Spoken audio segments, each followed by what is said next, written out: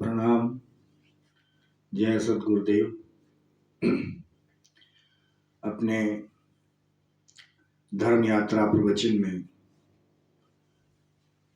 आज अपने माता जी के बारे में कुछ कहने की इच्छा है। हमारी जो माँ थी वो बहुत संस्कार वाली महिला थी, बहुत चेतनवान, ज्ञानवान और सामाजिक सेवा भाव में बहुत आगे थी। मेरा सौभाग्य रहा कि मुझे ऐसी माँ प्राप्त हुई। वो एक ऐसी महिला थी जो सबका आदर करती थी, सबका सम्मान करती थी।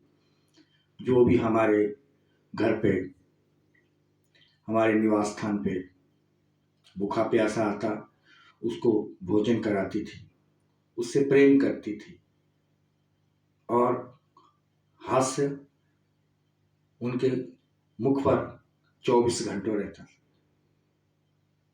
हमेशा प्रसन्न रहती थी, सबका आदर करती थी। पिताजी से भी बहुत प्रेम और स्नेह करते थे, उनकी सेवा करती थी। वो कहती थी, बेटा, पत्नी का धर्म है पति की सेवा करना, और एक माँ का धर्म है अपने पुत्र की रक्षा करना, उसका पालन करना, उसका पोषण करना, और साथ में माँ का यह बहुत परम कर्तव्य भी है कि अपने पुत्र को, पुत्री को, संतान को संस्कार देना, धर्म के संस्कार देना। और धर्म के संस्कार हमारी माँ में बहुत कूट कूट के भरे हुए थे।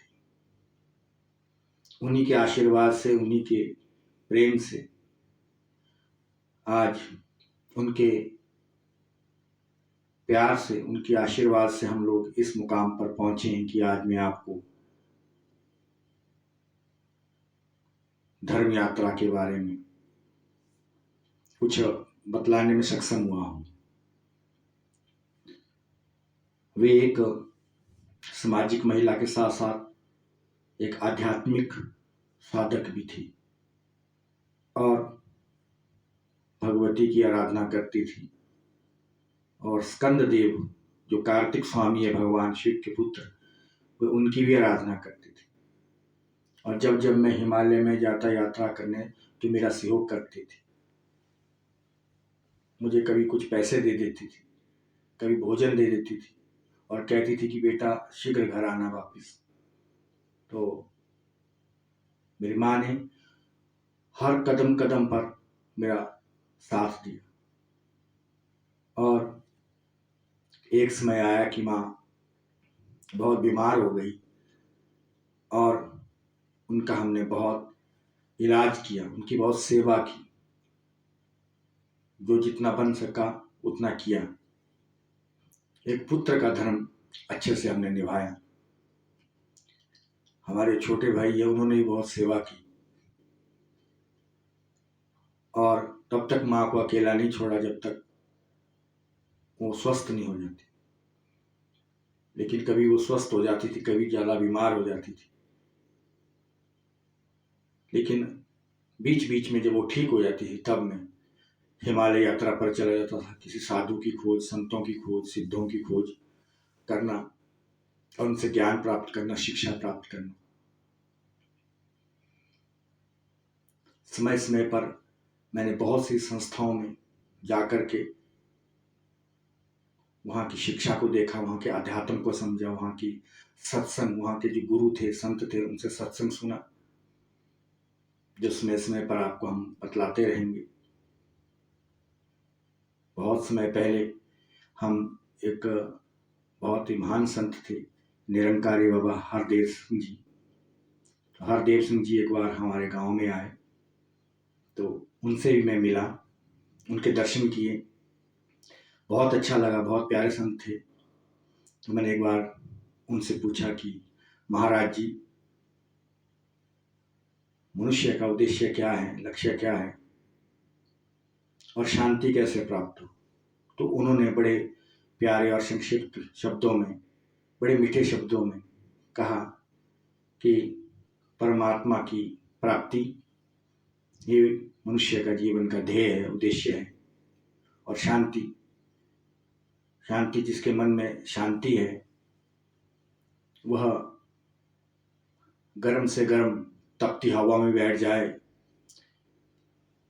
तो उसे वहाँ भी शांति महसूस होगी। और जिसके मन में शांति नहीं है तो वह हिमालय की कंदरा में बैठ जाए, बर्फ के पहाड़ों पर भी बैठ जाए तो वहाँ भी अंदर उसको एक अग्नि महसूस होगी, अशांति महसूस होगी। तो जिसका शांत चित्त है वो गर्म जगह बैठ जाए तो उसको शांति शीतलता। लेकिन जिसके अंदर ज्वाला है, अग्नि है, दुख है, पीड़ा है, संताप है, तो कहीं बर्फ वाले स्थान में बैठ जाए तो उसे शांति नहीं मिल सकती है। इसलिए शांति का एक ही मार्ग है, भगवान का सिमरन करना, सेवा करना, संतों का दर्शन करना, संतों गुरुओं की सेवा करना। और मुझे उनकी ये बातें बहुत अच्छी लगी। तो बाबा हरदेव जी के भी दर्शन किए थे काफ़ी वर्ष पहले, हम उस समय छोटे थे। तो इस प्रकार से 2-3 बार फिर उनका मुझे दर्शन हुआ कुल्लू में, बड़े प्यारे दर्शन हुए और उनसे सत्संग भी हुआ, कुछ थोड़ा सा वार्तालाप भी हुआ। तो इस प्रकार से माता जी के आशीर्वाद से मैं बहुत से संतों से मिला। और बाल्यकाल से मैं साहित्य भी पढ़ता था, कई ग्रंथ भी पढ़ता था, बहुत से गुरुओं आचार्यों के लिखे हुए बहुत से जो वर्तमान में ग्रंथ हैं, पत्रिकाएं हैं, उनको भी पढ़ता था।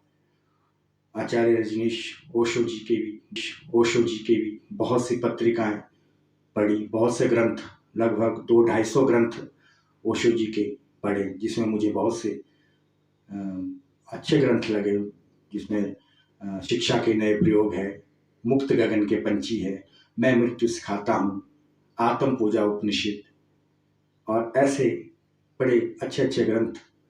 और बड़ी तार्किक शैली थी उनकी, बड़ी चेतना थी। तो इस प्रकार से, लेकिन फिर भी ऐसा लगता था कहीं अभी भी खोज जारी है, खोज बाकी है। तो इसलिए और भी कई गुरु संत आचार्य सिद्ध महापुरुष मिलते गए, उनका मैं दर्शन करता गया, आशीर्वाद प्राप्त करता गया। और जो जो सिद्ध संत और भी मिले हैं उनका भी मैं आपको इस धर्म यात्रा में परिचय देता रहूँगा। उनके सानिध्य में बताए हुए जो क्षण हैं वो आपसे साझा करता रहूँगा।